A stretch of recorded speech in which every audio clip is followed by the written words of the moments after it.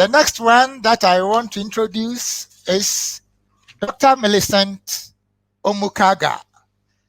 Dr. Omukaga is a banker and a development finance practitioner with decades of experience championing affirmative and inclusive finance in the African region. She is passionate about women economic empowerment and financial inclusion and has delivered effective inclusive finance models in private and public sectors, particularly in rural and agricultural finance, as well as women entrepreneurship. I've met her severally in many platforms. Dr. Omukaga, you are welcome.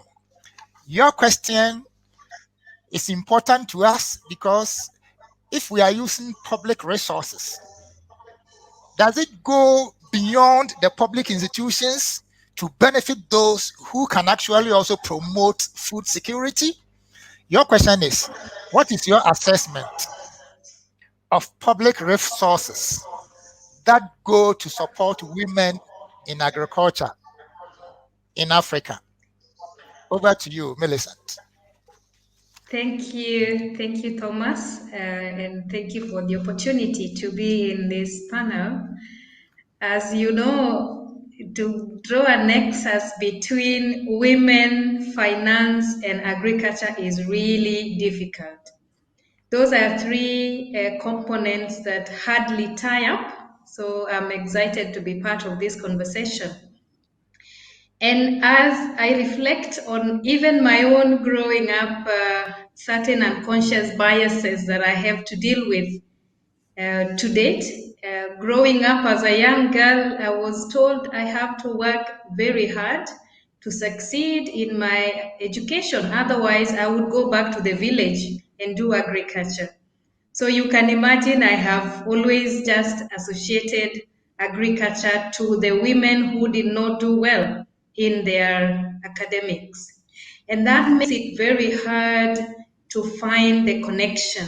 And that's why we must be very deliberate and affirmative if we are to bridge the gender gap in financing for agriculture for women especially. And as you noticed that already past speakers have brought out the way agriculture provides job opportunities and livelihoods around the world.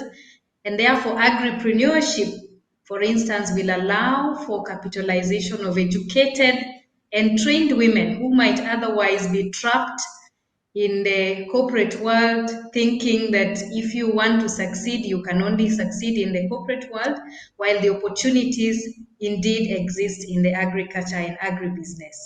So I see increased flexibility inherent in business ownership that allows women to balance work and family responsibilities. And that's why I call myself a converted banker who is able now to combine agriculture and education.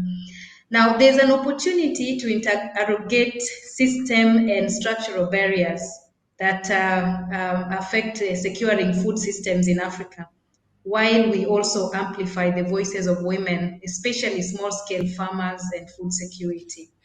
So these unconscious biases are what we need to look at so that we can address the preconditions for access to finance, access to markets, access to networks, technology, because this is what creates the gender gap in agriculture, necessitating this kind of conversation. So my view is that public resources that support women in agriculture should be catalytic and must be provided for in the national budget and even be supplemented by external resources.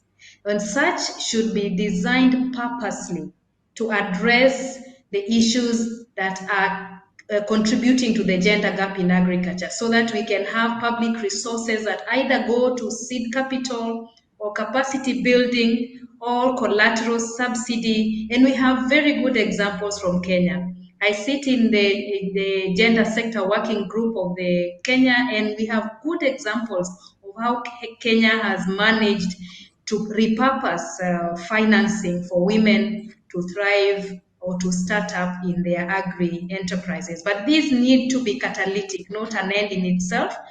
so that the support to women agribusinesses is helping them to move from the informal sector to the formal sector. And I'm sure we'll have an opportunity to highlight some of these examples. So thank you very much, Thomas, for the panel session. That's wonderful, Millicent, and thank you very much. You have made a strong point for women, and governments, I believe, are listening. That if we want to repurpose public resources to women to show that we are serious, we must have it in our budget. Going to agriculture, women in agriculture, and that is critical. And apart from that, there should be other complementary support like seed capacity building, which will prepare them to be able to lead the way towards food security. Thank you very much, Dr. Omukaga.